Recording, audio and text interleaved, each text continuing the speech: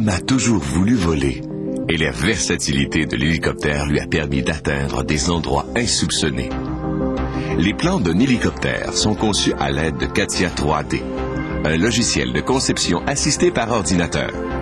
Il faut 700 heures de travail entre l'étape des dessins et l'assemblage des gabarits.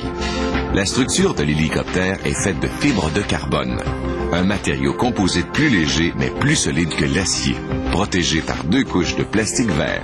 La fibre est découpée avec une lame actionnée par ultrasons. On superpose plusieurs épaisseurs de fibres pour fabriquer le fuselage arrière. La lumière verte d'un laser aide à positionner les pièces. Puis, on applique, avec un fusil à air chaud, une trame de nid d'abeille qui augmentera la solidité de la structure. Mais la fibre de carbone est encore malléable. Pour qu'elle durcisse, il faut la cuire sous pression durant 10 heures dans ce four autoclave à 177 degrés. Les pièces sont sorties du four et vont à l'usinage. La porte du capot moteur est maintenue dans un gabarit de découpe et est taillée avec une toupie à main. Avant d'installer les pièces en place, on cogne dessus avec un marteau de résonance pour détecter toute faille. Ensuite, le harnais électrique est monté sur un gabarit avant d'être installé dans l'appareil. Cet hélicoptère possède 2351 mètres de filage, mais d'autres en comptent près de 9 km. Le filage sera connecté au panneau d'instruments de vol, le cerveau de l'hélicoptère.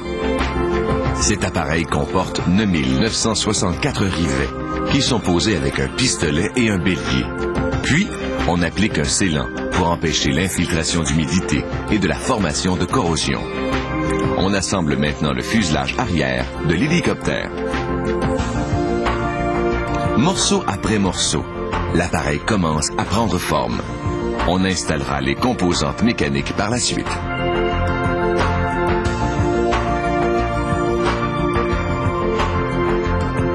Le moteur a été livré. Celui-ci pèse environ 120 kg. Il doit être manipulé avec précaution.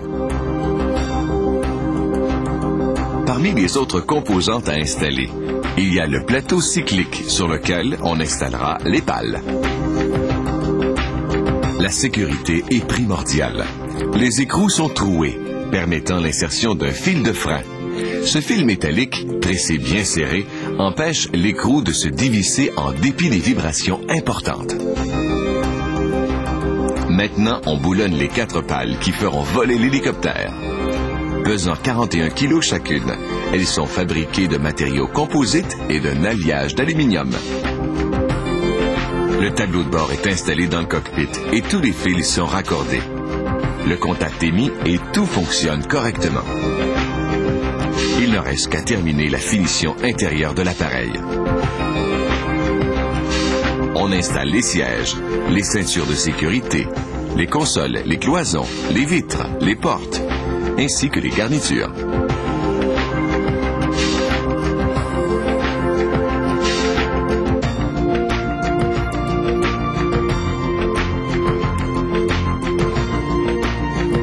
Les hélicoptères sont presque achevés, mais il reste à les peindre.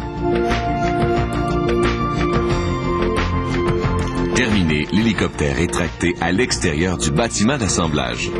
Des essais de vol sont effectués pour vérifier le bon fonctionnement des composantes mécaniques et électroniques.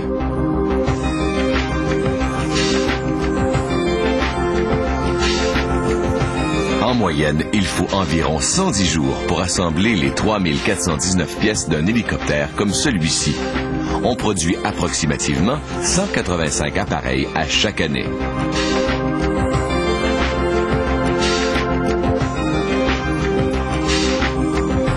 Ces engins de 2,8 tonnes sont capables d'atteindre une vitesse de 140 nœuds et de voler à une altitude maximale d'environ 6000 mètres.